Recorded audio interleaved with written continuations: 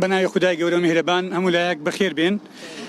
طبعا من لەگەڵ تیمی پارێزەرانی بەرگریکاری و خۆبەخش لە ڕاگیراوانی بادینان هەڵبەتە بەشێک لە ڕاگیراوانی بادینان ئەمڕۆ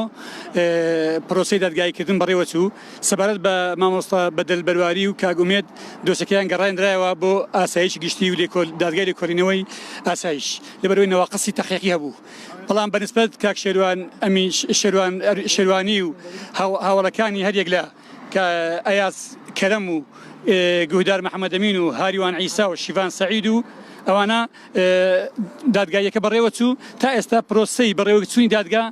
ئینسان دەبێ ئینسافەوە قسان بکات زۆر بەڕێکوپێکی بەڕێوە دەچێت بەڵام ملاحەزات و تێبینێکی یەکجار زۆرمان هەیە لەسەر بەڵگەکان ئەو بەڵگانەی پێشکەش کراینە کۆمەڵێک چات پێشکەش خراوەتە ناو دۆسەکە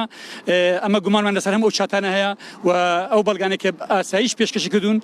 جێگای گومانی ئێمن و ئەو لاپتۆپ و مۆبایل و سیدی و میمۆریانی کە دەستی بەسەر داگیراوە هەمووی جێگای گومانە داوامان لە دەرگا کردووە کە هەمووی بێنرێتە پێشمان عرض بکرێ و جێمان لە دەنگە سەوتەکان بی بۆی دڵنیابین ئایا ئەوە دەنجی ئەو تۆمەت خراوە پاڵانە یان نا. لەلایەکی تر ئێمە داواکاریش کەشەوان پێشکەشی محکەمە کرد کاتی خۆی لە سەردەمی لێکۆڵینەوە لە بەردەم ئاسایشی گشتی و دادوەری دادگای لێکۆڵینەوەی ئاسایش بەبێ حزوری محامی ئیفادەی ئەوانە وەرگیرایە کە ئەوەش نایاساییە بۆیە داوامان لە محکەمە کرد چ لە ناو محکەمە لە ڕێگەی محقق عادلیەک یان بگەڕێنرێتەوە ئاسایش بە حزوری ئێمە وەکو محامیان ئیفادەیان سەردەمی وەربژێتەوە بۆیە دادگا لەبەر نەبوونی کات ئەمڕۆ دادگایەکە دواخرە بۆ بەیانی ئینشاءڵڵا هەر تەتەوراتەکەی هەموو لایەکان ئاگدار دەکەینەوە. دووبارە بەخێربێن. لە ژوورەوە نانهێشتۆ پارێزەر بەڵگەنامەی هەبووە کە وەکیلی تۆمەتبارە نانهێشتۆ بێتە ژوورەوە بۆ ئەمە بۆچی دەگەڕێنیتەوە؟ بەڕاستی لە سەرەتادا سەرۆکی دادگا ئەعلانی کردوتی جەلسە عەلەنیە هەر کێ بۆی هەیە کەسێک لە بازار بێ بۆی هەیە بێ لە جەلسە دابنیشێ کەەوە جێگای دڵخۆشکەری بوو بەڵام بەڕاستی بەشێک لە کارمەندانی ئاسایش ناو دەرگای هۆڵی دادگایان گرت بوو لێ نەدەگەڕان بەڵام ئەوەندەی کە سەرۆکی دادگا پێی کرابیتون و ئاگادار بی خەڵکی هەموو داخلی ژوورێ کردووە.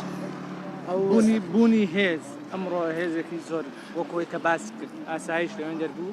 چەکیان پێ بوو چۆن بوو؟ بەڵێ هێزێکی یەکجار زۆری چەکدار ناو مەمەڕی دادگایان هەموو کۆنتڕۆل کرد بوو. ئوستازە پرسیارە بکەم ئەو تۆمەتانەی کە ڕاستی ئەو تۆمەتبارانە کرایە چییە؟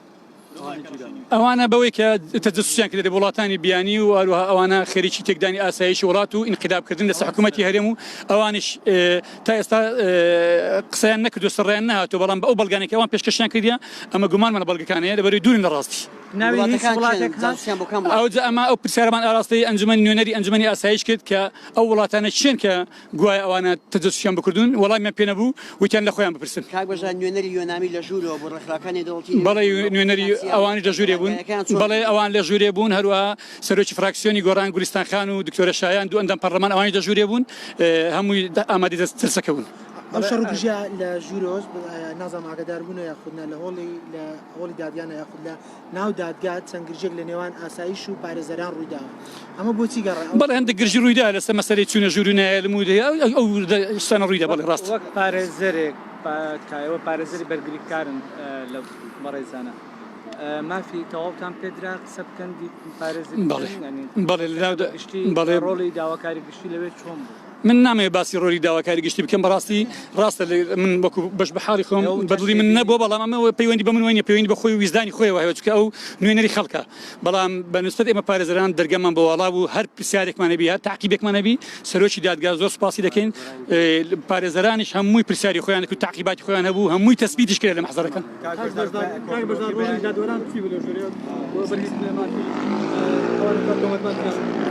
دادوەرەکان ئەوانیش طبعاً ئەوانە مناقەشی ئەدلی دەکەن بەڵام هێشتا ماوە سبەی ئینشاءڵڵا کۆتایی بە ڕەمەزان دوو قسەمان لۆ بکات هەر پارێزەرە بۆکەی دواخرا بۆ بەیانی دواخرە سەبارەت بە کاک شێروان و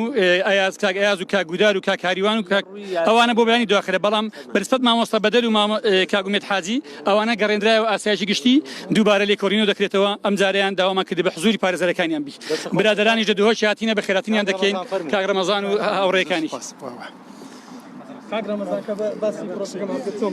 بله دستفیکا و به تایبت صدا بدل و امید کو الدهو که هات بین گرتنه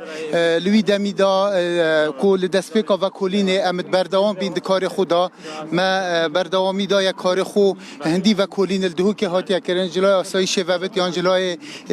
دستگاه هندی امنی پلیسا یا وان جهات دیتر ما بردوامی دایه حتی کو بجی نف دعوه هات یا روانه کرن بو آسایش گشتی الهفلره ویدمی کو برزان سیداین برز کووانا بجداری کریه بود دیو بوچونه وان کریه دم و کلین دا کو حتی افریقا ام جدهو که هاتین ازو سیدا ریوینگو هندک برا الگل سیداین برز ین هفلره ام برهف بویند و دادگاه دا و ما بردوامی دا کار خوی پیشهی و کو پارزر بین بردوامی و کاری دا تگەیشتن سەبارەت بە بەڕێوەچوونی دادگا چۆن بەڕێوەچوو ئۆتۆمەتانەی ئاراستەیان کراوە ئەمانە لەسەر ئەوە جیرامیان لەسەر خۆپیشاندان شتی کرا آخر جوازی دی بابتی ده هبویا دم کل دهو که هاتی نگرتن سیدا بدل و سیدا امید لسر ماده دو اتصالات هات بو نگرتنه پشتی هاتی روانه کردنه بو وره یه بویا ماده 156 یه سزای عراقی کو گورانکاری تدا چه باید هرم دا ماده یک 2000 یعنی ماده یک 20 2003 گورانکاریات وی ماده دا چه بوی لدی و یاسای نوکه تاتینه تاوان بار کرد بله بۆچی لە هەددەوەک دادگای نەکرا اف بسیاره سیدای برزش دادوری کرد برسوان او بویک و حکم هند او تاوان سروان هاتین دیار کردن آمپی هاتین تهمت بار کردن کو اف تاوان لهولری جهه بوینه و لدهو که جهه بوینه جبروی چنده دادگاه برسوان زابك يا مقنع نبو بەڵگەنامانەی کە خراوەتە ڕوو لەسەر ئەو تۆمەتبارانە بەڵگەنامەی متمانە پێکراون لەسەریان آخر او دادگاه دی بریاری دتن اول بریار و سیدای و بسیارش جناب سیدای که سیدای بسوا و بسیار دا بیت وین دوباره جواب داد اما قصي خمان بۆ هيدا ئێوە قەناعەت پێکردن ئەو تۆمەتانە بهيج شيوه زي باوري مني بهيج شيوه لەو ماوەیە کەوانە دەستگیر کراون پێیاندا چەند مانگێکە وەکو پارێزەر چەند جار بینیتانە چەند جار مزاليان نداوا بيان بينين نما زاليان داوا اوراق بخينوا نما زاليان داوا بيان بينين بويا اما اوش ما لمحكمه باسكت ورئيس محكمه مزالي بيداينا كدواتر باصلاحات اوراق كان هم بخينوا ويجي رسيدي كان جرب تۆمەتبارانی کە ئەمڕۆ دادگایی کران هیچێکیان لە قسەکانیان ئاماژەیان بەوەدا کە ئەشکەنجە دراون دەرونیان جەستەییان آخر تاوانبار افریقا هات نبر دم سروانه هات یا افریقا بس ifade شهادت خواندن و او بلگه دستوان کفتین سروانا کو ج فیسبوک وانا اینا ندارید چه توسا بحثات کردن